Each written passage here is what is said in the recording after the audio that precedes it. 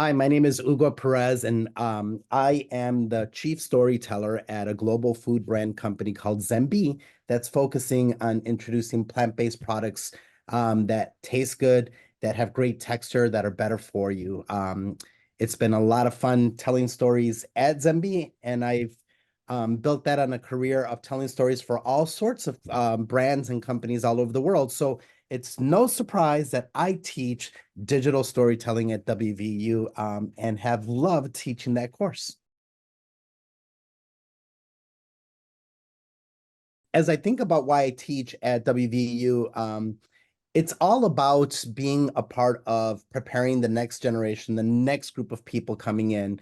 Um, when I was growing up in the business, I really suffered from a lack of mentors that really came alongside me, that helped me learn the ropes and come alongside. And so I made a commitment to myself very early on that I would always be available to contribute and support and encourage those that were seeking to do what I do in this industry. So I'm really honored that I get to be a part of helping folks figure out what they want to do in this industry.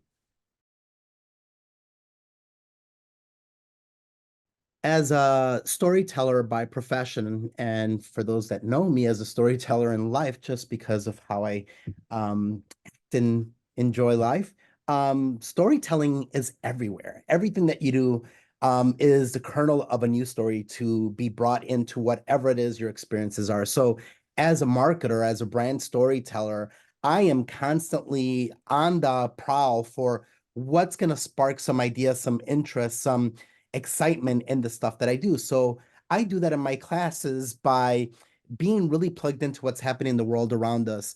Not only news cycle or politics, but pop culture, music, you know, oddities that happen and stuff. So every week during our discussion boards, during email interactions, during videos that we might do or live chats, I try to reference real life experiences, occurrences that are happening in the moment to make sure that we're able to apply the lessons and the ideas that we're learning in the course and seeing them in real life at the same time.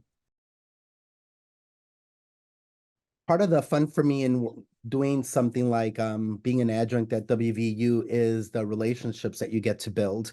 And it's always amazing to me that no matter how many times I've taught at WVU, I've been teaching over 15 years, I think now. Um, there's always a few people in each course that take the steps to build a broader connection, whether that be making a LinkedIn connection, which everyone should do, or following you on social, or then engaging even further. And then that becomes something that you can use down the road then to support you. So I can think of 3 or 4 students that over the years after they've left my course, have reached out because of that connection and have asked for referrals or have asked to jump on a call for some advice. Last course that I taught, I had a student that jumped on and we spent a good 45 minutes just on a Zoom chat one-on-one, just talking through a career opportunity that had come up and walking through, how to feel about that opportunity. And I found that again very exciting to be able to be perceived by my students as someone trustworthy, worthwhile to seek advice from. So I look forward to those interactions. I knew that I was going to be a professional storyteller, my mom would say, since I started talking. I've always had a desire to capture ideas and put them in a way that other people would enjoy. When I was in 3rd or 4th grade, I remember developing a newsletter at home that I would write every week and just capture the things that were happening in home life or in school life. And I would create a broadsheet, old term, look it up, and distribute it to my mom, who was my only reader back then. But that spark was there all the way through. And then fast forward, I was in high school and I got a civics assignment to watch a political debate on the news for a presidential election. And Tom Brokaw, old legendary newscaster from NBC News, was anchoring. And I was captivated of being able to watch that and seeing the process of the questions in the debate.